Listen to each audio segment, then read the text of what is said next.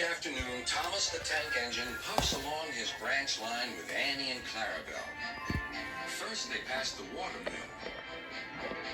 Next, they come to a big farm. Then, they can see a bridge with a village nestled either side of it. This is a special place. Whenever children hear Thomas coming along, they stand on the bridge waving until he is out of sight.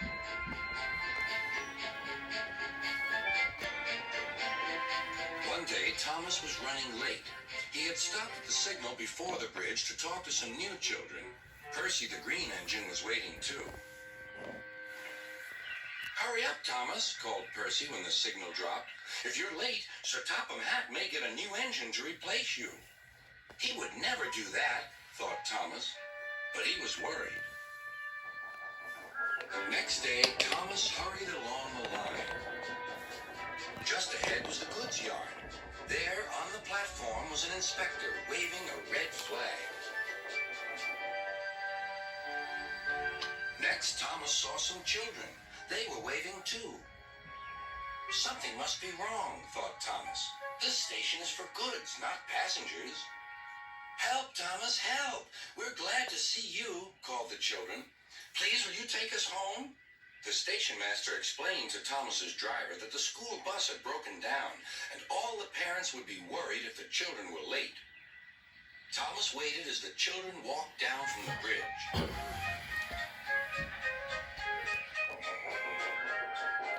Then he took the children to the next station where Bertie was waiting to take them home.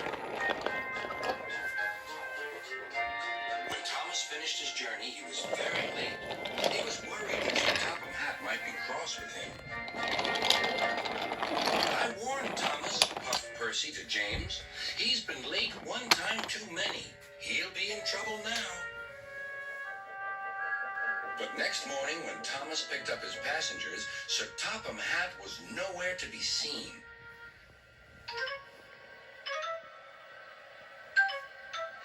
"Thank goodness," sighed Thomas.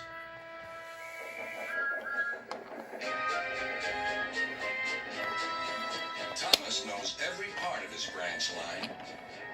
Just ahead was a stretch where the hot sun had bent the rails on the track.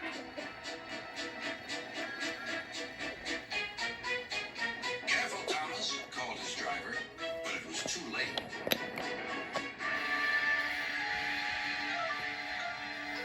"That's done it," said his driver. "We shan't get any further today." "But what about my passengers?" asked Thomas.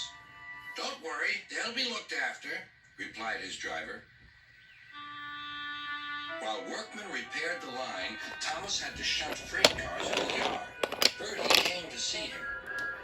"I understand you need my help again." "Yes, Bertie," replied Thomas sadly. "I can't run without my rails."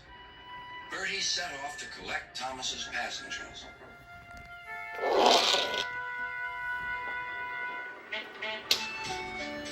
"Hello, Bertie," they said.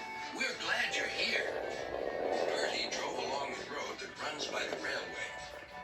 He stopped at each station along the line. Sometimes he stopped between stations to let people off closer to their homes. Thomas felt miserable. "I've lost my passengers to Bertie. They'll like him better than me." Sir Topham Hatt arrived. "Your branch line is repaired. I'm going to change your timetable so that you and Bertie can work together more." When Thomas reached the station, there, to his relief, were all his passengers. "Bertie is a good bus, but we missed our train rides with you," they said. Later, Thomas spoke to Bertie. "Thank you for looking after my passengers." "That's all right, Thomas. I'd like to make new friends, but I'm glad to share them with you." "You're a good friend indeed," replied Thomas, "and always will be."